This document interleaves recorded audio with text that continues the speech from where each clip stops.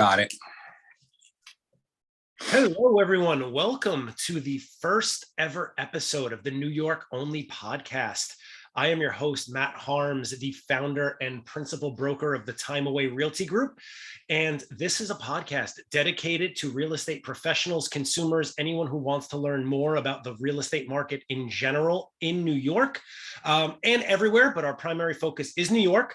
I have the pleasure of being joined on our first ever episode by the one and only Sean Connaughton of Black Diamond Contracting. How are you today, Sean? I'm doing great, Matthew. Nice to be with you.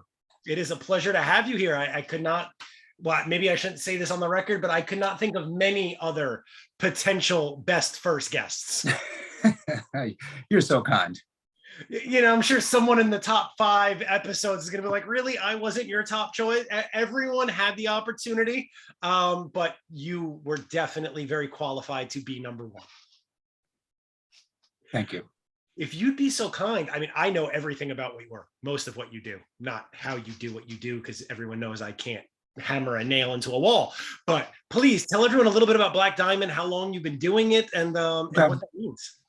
Okay, Black Diamond is one of my companies. We do a lot of high-end renovation work, big homes. We specialize in older homes in Bronxville, Irvington, Scarsdale, that sort of thing. Folks that are buying, coming from the city generally, that are buying they want the older home, the older Westchester home, but they want it with all of the new modern stuff in it. They want the new kitchens, the HVAC, the audiovisual stuff, along with all of the structural repairs, roofing, foundation stuff. So most of our projects are long-term, from 6 months to a year, sometimes longer than that. So we do that. That's our primary business. Our secondary business is flipping houses. I've done close to 50 flips already, ranging from $50,000 flips in South Yonkers back in the 90s to doing $3.5, $4 million spec houses in Westchester. So we've run the gamut. With regards to all of the spec homes, apartment buildings, that sort of thing. I certainly prefer doing that a lot more than I do my client-based work, because there's no pressure. It's easier. I can make the decisions. I'm not dealing with designers and architects and homeowners to kind of dictate the pace and dictate what we're doing. But so that's, and I'm also a landlord. So I through my years of doing this, I've kept a couple of buildings, and it's been going good. I think the equity in some of these buildings has grown to values I never thought I would see. So real estate has been very good to me.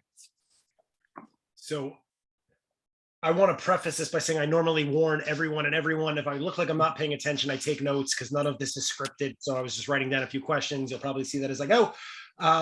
And you gave me a bunch of great points that I really want to hit on. And I'm going to go most recent to back. You mentioned real estate being good to you, landlord, equity. So from an investment perspective, you're a business owner, you're a home flipper, you're a landlord. Where, like, of all the investments that are out there in 2022, we hear about crypto, we hear about, people shorting market, stock, all of these other things people can do. Where do you rank real estate on that list of your choices, and why? Real estate's number one. I own retirement accounts. I own money markets. I own stocks, all of which are in the toilet right now. My retirement fund is down 37%. And that's the nature of the business. You're putting money into things that you can't control, like the stock market. Granted, I'm not going to complain too much, because over the last 5 years, it has done exceptionally well, but I think I've lost just about every single gain I've got over the last 5 years. So I try to stay away from that stuff. Real estate, first of all, it's a lot more fun than getting into stocks and other passive investments. I like being active. I like being part of the process. I like walking into a potential home and just, some of these older homes they just have that smell, that like cat urine and mustiness. And to me, that's just a wonderful smell. It's like money, it's like the early on stage of money. I don't know what it is, but all of these early flips that I did in my life, they all had that same odor. Anyway, I digress. The real estate market, and then, here in 2022, in the current economic climate we're in, I'm skeptical. I turned down a really nice flip opportunity for the main fact that I'm afraid I'm going to have problems reselling it. The interest rates are skyrocketing.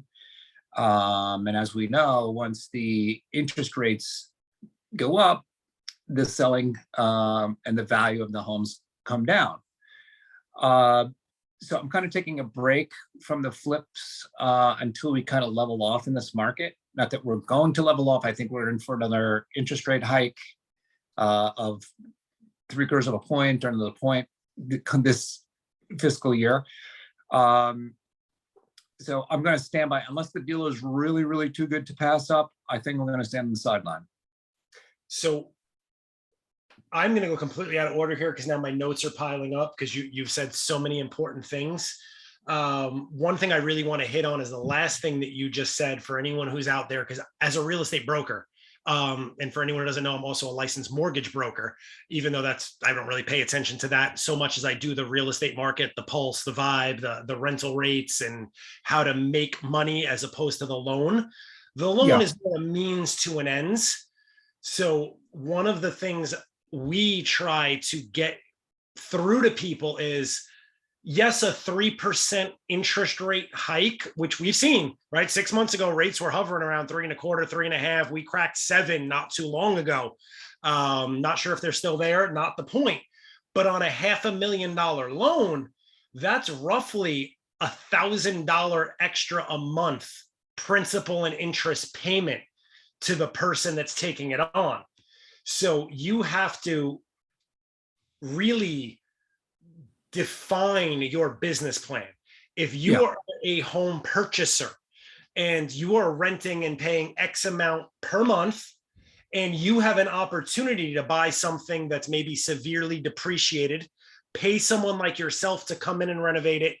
And all right, maybe you're paying 7.25 instead of 3, but long-term, what's worth more for the benefit of your family? Building that equity and refinancing it at some point, or just saying rates are too high for me?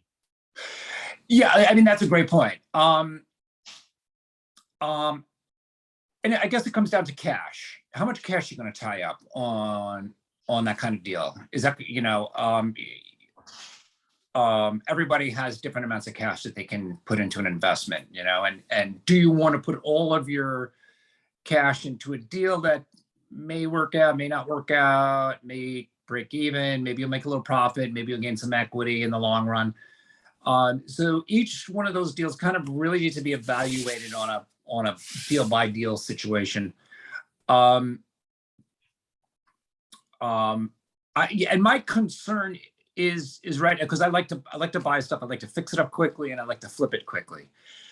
I was reading in the Wall Street Journal a couple of weeks ago that 19% of every single deal that's in contract right now, 19% of them are going to kick because of the either the interest rates are too high, and the bank is saying that the purchasers are no longer capable of repaying that loan, or people are just like, it's just too expensive, we can't afford it, it doesn't make sense anymore. So a lot of deals are falling apart, because actually I had a deal of my own fall apart because of that. But so those are the kind of things I'm more worried about it on the back end, selling it, than I am on the acquisition. So oh my God, I apologize to everyone, because this conversation I don't think Sean and I have ever gone this deep on some of these things. I'm going to finish up on the personal home buying strategy, right? So we look at that as, what is your cost of renting versus owning, and then kind of disregarding the interest rate. And I think you said something really important, because you used the word investment. And I think everyone who's a first-time home buyer or someone who's buying anything for a primary residence needs to realize that is not an investment. It is a wealth building strategy. It is something for your long-term security, but an investment has this connotation of you're looking to ride the ups and the downs. That's not the case. That's right. You have more risk riding the rental market at this point because rental rates are through the roof in almost every market I operate in, and I operate in 4 states. Yeah, they're right. They are. They're through the roof. Through the roof. Yeah, for first-time home buyers or people that are looking to buy for primary residence, yes, your home is not an investment. It's a place to live. It's a place to have your family. It's a place that you're going to grow. Will it increase in value? And yeah, probably significantly over the course of your 20, 25, 30 years of owning it. Absolutely. No question about it. Now, will that rate of increase supersede what you're paying in interest on the mortgage and the real estate taxes? And I would say probably yes. Depending obviously where you're located. If you're in the 5 boroughs or Westchester, you got a pretty good chance of that happening.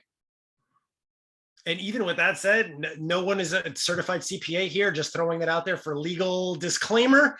But as a homeowner, you do get to deduct a lot of the interest. You get to deduct some of your real estate. So there are unsung benefits that probably in the long run are almost always going to make it more advantageous than renting, unless you're one of those clients who comes to me and says, Matt, look, we want to buy, we're going to be here 3 years or so in this market. My answer is like, maybe you want to look at renting, because to buy at the top of the market at the highest possible interest rates, you're now in an investment situation. This isn't your forever home. Yeah. This period of time, this 2022, 2023, we may look back at this in 10 years and say, wow, that was crazy. I can't believe I bought a house and I lost all this money back then. But, and so you're right, renting might be the right decision for some people, despite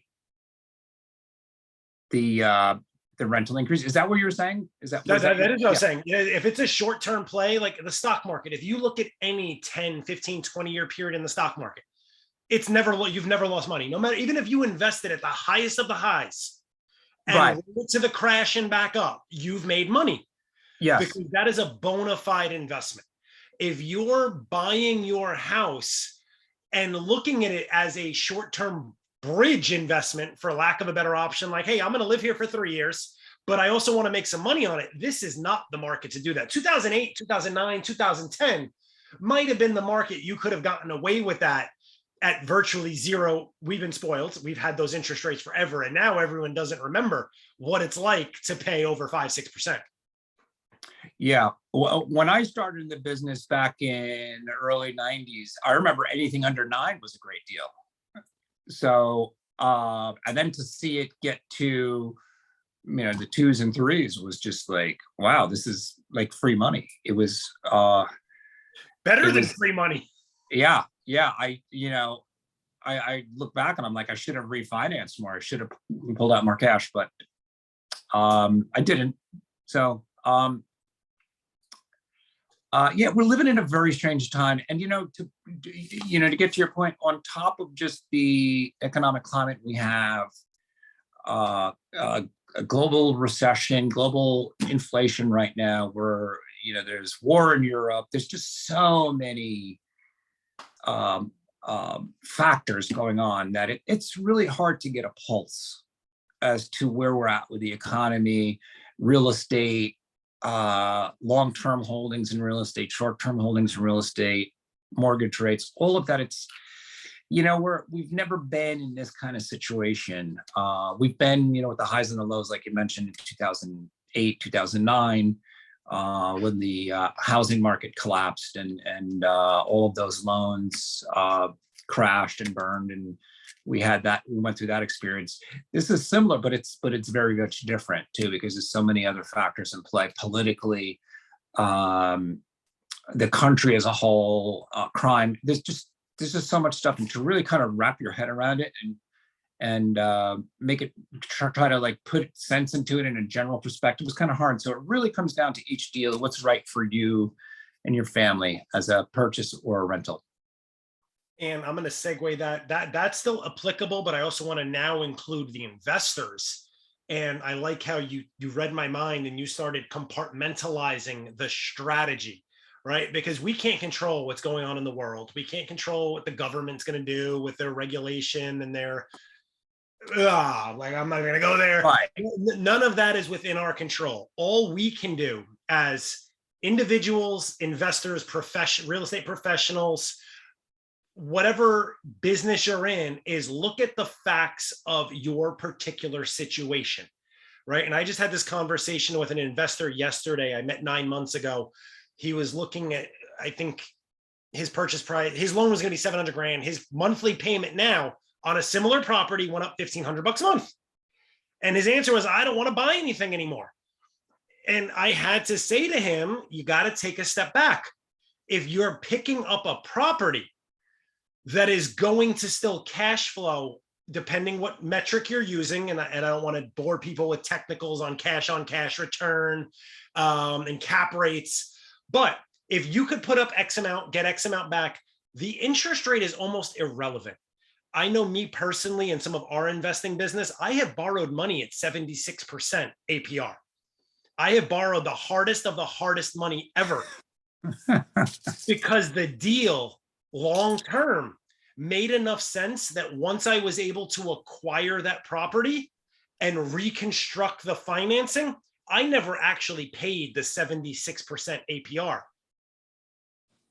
Well done. Yeah. Yeah, you're right. You're absolutely right. The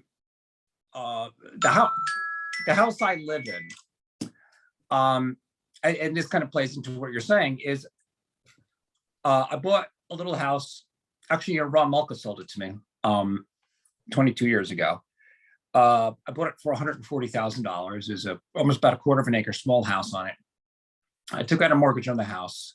Then I knocked the house down. And then I built what I'm living in now. It cost me, I did it as a spec. And back in 1999, when I did this, I couldn't sell the house for $499,000. I tried to sell it. I couldn't do it. I got married that year. We wound up moving into the house. I'm still here. It's probably worth about 1.2, 1.3 right now. So just the equity buildup over those course throughout all that time. Granted, my taxes went up, but it blew away my taxes, blew away the interest rates I was paying on the mortgage rates. So the equity over the long term is a very, very powerful thing. And I'm going to go a step further on, not even devil's advocate, kind of like devil's friend. Even if your taxes went up every single year, what people need to realize is where your home is one of the best school districts in the state of New York. So you weren't paying for ancillary education. Like you Right. had everything was built in there. Whereas my house was a great investment. We got it for $350,000 10 years ago. It's probably worth 700 in this market without hardly anything done to it. But I can't use the school system, and I'm, as a licensed realtor, I'm going to leave that alone. But I'm paying an extra $1,000 a month to send my kids to a certain school so they can achieve that. And that's where I think a lot of people miss the boat, is that it's not about your taxes. It's not about your insurance. It's not about your rate. If it's a personal decision, it's about your circumstances. Does it have most of what you need to make it make sense? If you're an investor, do you know your numbers today? Too many, I think, investors that I find are like, well, what happens in 3 years? That should never be the question you as an investor asks. You need to know, am I profitable today? That's what separates real estate from the stock market, because you can't predict what's going to happen tomorrow. If I buy a rental tomorrow and I know my rent is X and my expenses are Y at whatever interest rate, if I'm not profitable today, it's a stupid move to buy it and hope my rate drops 3% in a year. Yeah, totally. And looking at it from an investor's point of view, whether it's a 2-family, 3-family, 10-family building, if the numbers make sense, they make sense, irrespective of your interest rates or taxes, whatever. Once you take in the X and the Y and whatever's left over, is going in your pocket. It doesn't matter the details. You'll figure that out. But brings us to an important word. I'm going to throw myself under the bus here because I think it's really important while on that topic: emotion. yeah. Too many of us, and I'll share our story, like get very emotionally involved in the potential of a deal, right? We were looking at a very large transaction in Florida with the potential of future development and building it up and what we could do. And it was profitable currently, but we overlooked, or I overlooked, a lot of the pitfalls, not having the hands-on experience that you did, thinking of the future numbers, which was a mistake. Yeah. Emotion is a dangerous thing. Emotion has put a lot of people in the black and has buried people with real estate. I've always tried to separate that, but I fall victim to it.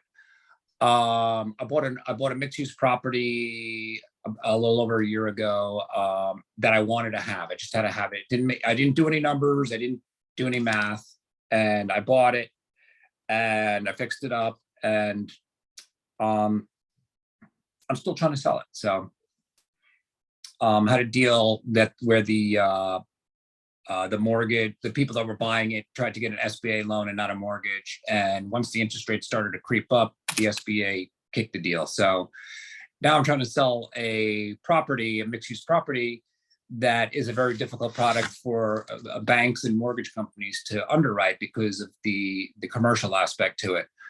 So I'm paying for a bad emotional decision I made a year and a half ago. It's dangerous. I think anyone that's been in this business long enough can admit to doing that.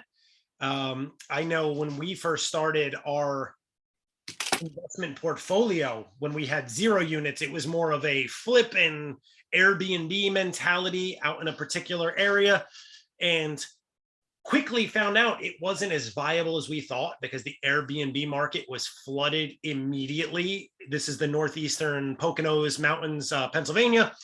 Very desirable. But when you go from 10 rentals to 1,000 rentals, what happens? Supply and demand starts diluting. There's a lot of work. It's not, everyone thinks I'm going to get into the Airbnb world and I'm going to make millions. It's not what it is. Thankfully, these were points where we were smart enough to take emotion out and said, what do we do now? And we moved to a rent to own option where we put tenants in, gave them a 2-year contract. They paid us over asking, and the market shifted. We didn't make as much money as we could have had we not done anything, but everyone got a fair deal. The clients who did the rent to own were happy that they got the house for 30 grand under what it would have sold for at the end of that term. We were happy that we didn't have to eat 18 months worth of expenses hoping on 30 grand because we would have lost more money. Yeah, that's a very creative way. I've never done a rent to own, and congratulations for being able to do that. That's not an easy thing to do, but you were able to kind of read where the market was. You found a pulse. You went in a direction that seemed to make sense, and it worked out for you. That's fantastic. Thank you. It was nerve-wracking in the moment. And again, disclaimer for everyone, none of the things that we speak about here are going to be applicable in every market. I know I've tried rent to owns with my New York clients. We get some done, but New York is a very lawyer-heavy real estate state. So a lot of lawyers don't like that ambiguity. If you're somewhere a little more flexible like Pennsylvania, where you don't need a lawyer at all, reach out to us at the show. We'll be happy to give you any insight we can. And if we can't, we'll direct you to your real estate, tax, or legal professional. And Sean, I know like this conversation clearly is getting away from me because I have some questions I wanted to ask you, but I want to go back to one of the other things that you mentioned earlier. That's 6 months to a year renovation timeframe. So when someone comes to you and says, Sean, like we need this done, and you give them that time frame, what are you generally hearing from your clients? Like, are they balking or are they understanding that that's kind of the way of the world right now?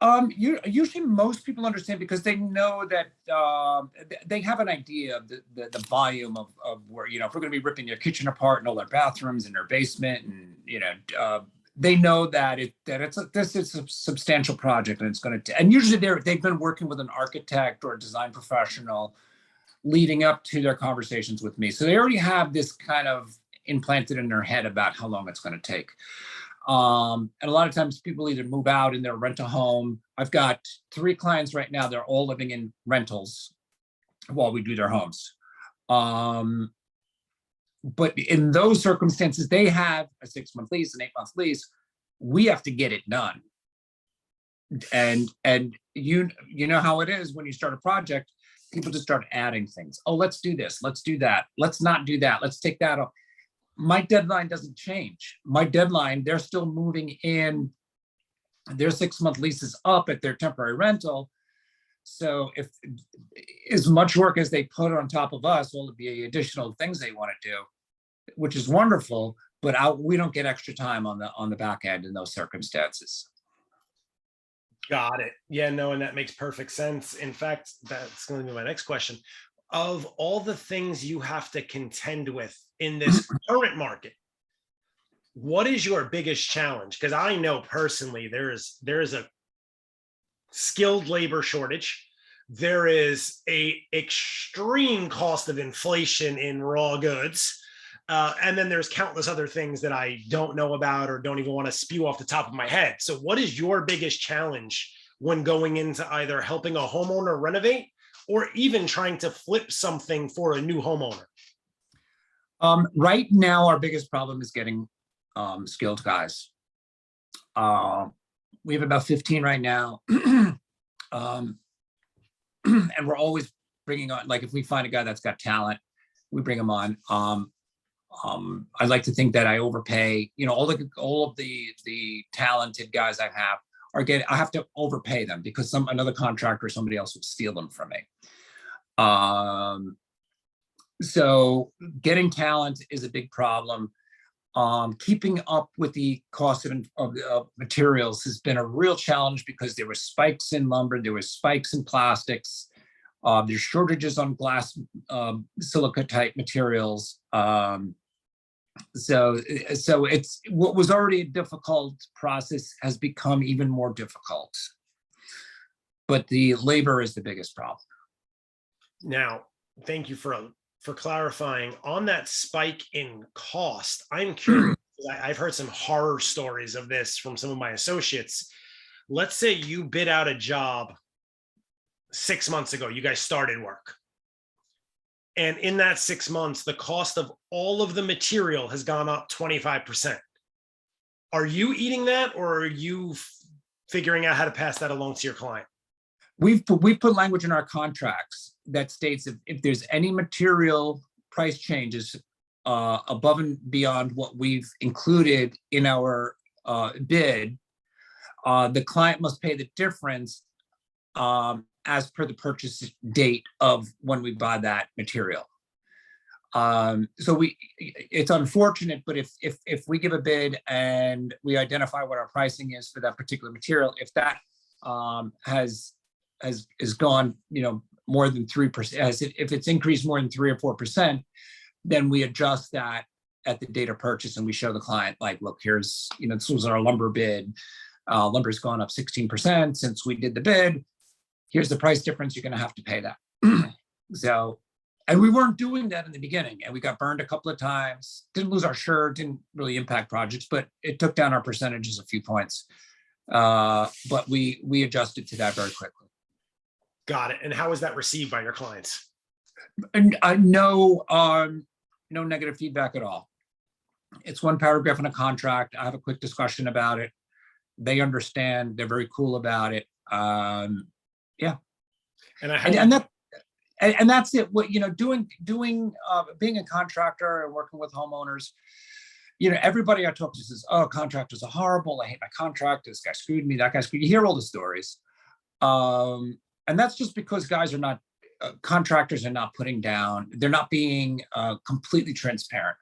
when we do a project, we have a spreadsheet where and some of these project spreadsheets are 15, 20 pages, and it basically identifies every single thing we're going to do in this house. And we'll start, bathroom, hall bathroom number 1, and tile, demo, plumbing, blah, blah, blah. So we identify everything. Everything has a cost associated with that. So what we're essentially doing is we're eliminating any kind of gray areas with respect to cost, because cost is where the conflict between a homeowner and a contractor starts. Oh, I thought it was included. No, it's not included. You got to pay extra for that. Oh, you jerk. Why did you, So we've eliminated that, and we've been able to walk away from all of our projects without any type of adversarial circumstances with any of our clients. So that took a little bit of time to figure out, but we figured that out. We're very upfront with our clients, and we talk to them, and they appreciate that. And then when something does come up that's a little obscure, they feel comfortable with us because we've been upfront. Have you ever had a client actually come to you and say, you know what? I just want to pay for all the material up front. Order everything right now. I don't like that variable. I haven't had that happen. Then you're getting into, well, that's a lot of money to put up front. The other side is the prices could come down. Okay. I guess Like cool, right. We're knowing what we know now. If hindsight's 2020, they're not coming down. Well, there was back in the spring of 21, lumber was through the roof, and it did come down quite a bit. So there's that. But yeah, most of the times when prices of things go up, they don't come down. Maybe a little bit, but you're right. I mean, I'm not an economist. I have a finance degree, but I don't remember in my entire life, or probably in the last 50, 60, any period of deflation in the United States. Never. If whatever the price you're paying today is, except for gas or anything that's gone up egregiously, you can, like, now people are like, oh, gas has come down so much. It's still higher than it was 18 months ago. Yeah. Right? Yeah. So everything is relative. If you baseline it to 2-3 years prior, you're never going to go back below that level. No, it's like, I remember when a slice of pizza was 35 cents and now it's like 3.50. Thank you. So, Sean, what is one of the best experiences you've ever had working in real estate? I'm going to say it was, my first 2 or 3 deals. I mean, I took everything I owned. I didn't inherit any money. I wasn't born into a wealthy family. I knew I wanted to get into real estate. I knew I wanted to flip houses. I knew I wanted to have a lifestyle where I didn't have to worry about living expenses. I could drive what kind of car I wanted. I wanted to be able to put my kids through college, that sort of thing. I have no desire to be grossly over rich or anything like that. I just wanted to be comfortable. But so that was my plan. I bought my first flip house when I was 24. And so I think the best moment was the day I sold that. The day I bought it, the day I sold it. I think I made $30,000 on it or something, but I thought I was a king of the world. I'm like, this is fantastic. This is amazing. And then I did a couple in South Yonkers and had the same experience. So I think it was those moments of like taking the risk, going through the process of fixing up the house, looking for a buyer. I used to advertise my properties for sale in the Daily News because there was no internet back in 93, 94. So things were done a little bit differently, but those moments at the closings and walking out with a big check was, and it wasn't the money so much that made me happy. It was the accomplishment. Did you ever second guess yourself through that process? Oh yeah. I did a spec house back in 2013, 2014. Oh, I'm sorry, 2000, probably about 2008, 2006, 2007, sorry. I bought a piece of property for $750,000 in Irvington. My goal was to build a house and sell it for about $3 million. I bought the land, we started to excavate, it was all rock. We tried hammering it out with the big, hammers. That didn't work. I had to hire a company to get dynamite, drill it and blow it up. So there was one day I was standing out in the rain on the site, and I'm standing in this big hole in the ground after spending $1 million going, what did I get myself into? All my friends were like, dude, you're crazy. What are you doing here? And so that, yeah, there was one moment that and I had two little kids at the time. I had a 2-year-old and a 3-year-old. So it was terrifying. I put everything I had into this deal. So yeah, I've had some bad days, but that deal wound up, we did build a house. We had 2 full price asking offers. It went over asking, and we were the highest selling price for a new construction in Irvington ever that year. I mean, other people have, that record's been blown away since, but back then it was great. So that was another great feeling, going through a year and a half of building this project, hitting the rock, blasting, spending and borrowing tons of money to get this thing done, and then selling it was such a relief. And just kind of like said, yeah, you know what you were doing from the get-go, buddy. You know, you figured it out. It sounds like to me a word you used earlier is what saved you there, your vision, right? You knew what your vision was, and you were committed to bringing it to life. Yes, absolutely. Love it. So for those out there who are questioning, from your personal experience in all your real estate endeavors, obviously, I'm going to ask you to leave out some of what you know, because you have an exceptional amount of experience that may separate you from the general public. But if you could advise anyone who's looking to get into real estate, whether they should try it to do it themselves, or they should go and use trusted people like a trusted broker, a trusted real estate broker, trusted mortgage broker, trusted contractor, what would you tell them? Oh, use a professional and use someone that you trust. Use someone you know. I mean, you're the perfect example of a real estate broker, mortgage broker, insurance broker. I mean, you're like the ideal guy. If I'm buying a new house, I got to come to Matt Harms, and he's going to find me the house. I'm going to get my mortgage from Matt, and I'm going to get my insurance from Matt, from somebody that I know and that I trust. So yeah, you would never, give yourself an operation or do your own dental work, right? So get a professional and try to get somebody that you know and trust. Absolutely. I love that answer. I joke with people all the time where I'm like, I use the exact same analogies. I'm like, sure, you can represent yourself, but if you were on trial for murder, do you want to be your own attorney? No. Quick story. I tried to sell my own house once. It was my own investment in Port Chester. It had lived out. The market was, this is beginning of the pandemic. I had made enough money, or I was like, I don't want this headache anymore. I had 5 other deals to invest it in, and I represented myself. I've never made a bigger mistake in my life. And I know what I do really, really well. I represent my clients to the best of my ability. They never know there's a hiccup. They never have any odd, no, everything's under control, even if it's not. I found myself in a position where my emotions were getting involved. I had, after a time on the market and no offers, I had multiple offers, and I didn't know who to say yes to. I didn't know who to say no to. My entire professionalism and no, you go with the strongest offer went out the window. And it led me to this point where I didn't sleep for a week until we finally got it under contract with the buyer who ultimately took it. But I second guessed every single thing because I was close to it emotionally. Yeah, that's probably a situation where you were better off handing the deal off to somebody you trusted and know that would look out for your best interest and come to you, say, hey, look, here we have deal A, we have deal B, and deal C. I think you should go with deal B. It's more solid. They've got more cash down. It's not the highest price, but it's a secure deal. So yeah. Yep, absolutely. You need somebody looking out for you. I swear by that to everyone. If I didn't go through it myself, I'm always that guy who's like, if you can save 3% for whatever the percentage is, save it. 3, 6, 7, I don't care.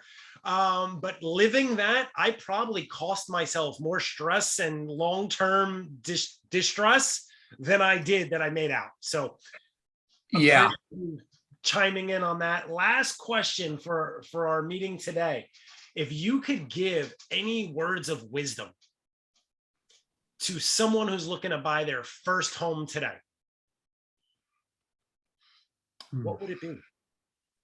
This doesn't have to be from your contractor standpoint. This could be from you, the homeowner. This could be from you, the flipper. What would you tell someone, like if your kids came to you tomorrow and said, Dad, I'm looking to buy a house. What are your words of wisdom? Gosh. I mean, number one would go back to your previous question. I would say, find a broker, find someone in real estate, find a great mortgage person, find a great insurance person, a great lawyer, and even find those people before you're ready to start making offers on a home. Build that little team that you need, because you're going to need really good people to help you. So that would certainly be a piece of advice. The second piece of advice is don't overshoot, because the emotion is, oh boy, we can afford this house for $325,000, but it needs a little bit of work, and the kitchen's kind of cruddy and this and that. But there's a house for $450,000. It's really nice, but it's really stretching us financially. Don't give into that emotion. You can get the $450,000 house one day. Take the baby steps, be safe, don't go bankrupt because you made a emotional decision by buying a house that you really can't afford. That was the emotional trifecta. We worked that in 3 times. Yeah. Emotions are dangerous. You have to really kind of grind them in. And that's where the professionals come in and say, hey, that's not for you. Maybe in 5 years, you work on this house a little bit, clean up the kitchen, get it painted, and kind of put some sweat equity into the house. We'll meet in 5 years. We'll sell this one and you can buy something nicer. Let's step up. Yep. One of my scenarios I give people all the time is, if you buy that $450,000 house that you just mentioned, how much do you love it? Or are you okay not going out to dinner for, cutting your weekly dinners out to quarterly dinners out? Are you okay with not getting that new car? Because you're gonna, just because the bank, don't get me wrong, they've got stringent approval processes, but just because they say you can afford something, does that mean you're comfortable affording it? You have to look at that number in relation to what you spend every month. You've got other expenses the bank doesn't know about. The bank only knows what reports to your credit and the estimate for the house. They don't know about your kids' extracurricular activities. They don't know about your extracurricular activities. They don't know about any of your discretionary spending. That's a very, very good point. Yeah, never bite off more than you can chew. And always have extra money to be able to pay the taxes, pay the mortgages, save that money in case you lose your job, in case there's a medical emergency in your family. Always try to keep a reserve of funds available and be disciplined. Yeah, I hope if any positive can come out of COVID, many of us have realized that anything that you think is guaranteed is not guaranteed.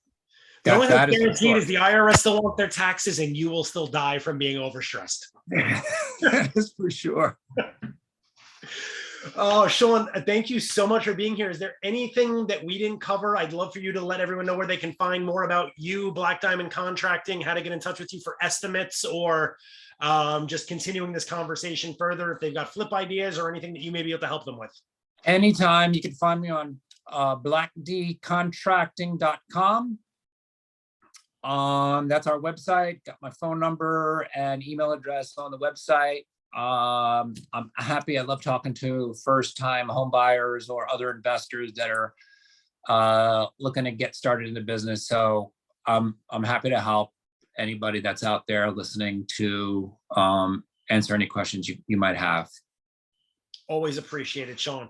Everyone listening at home, thank you very much for tuning into this first episode of the New York Only podcast. Appreciate you. If you need more information on what Sean does at Black Diamond Contracting, go to his website, as he just mentioned, or you can reach out to us through the show notes at New York Only. We are happy to direct you to any of our guests and get you on your real estate journey, no matter where you may be. Looking forward to catching you all on the next episode. And thank you so much again, everyone. Have a great evening.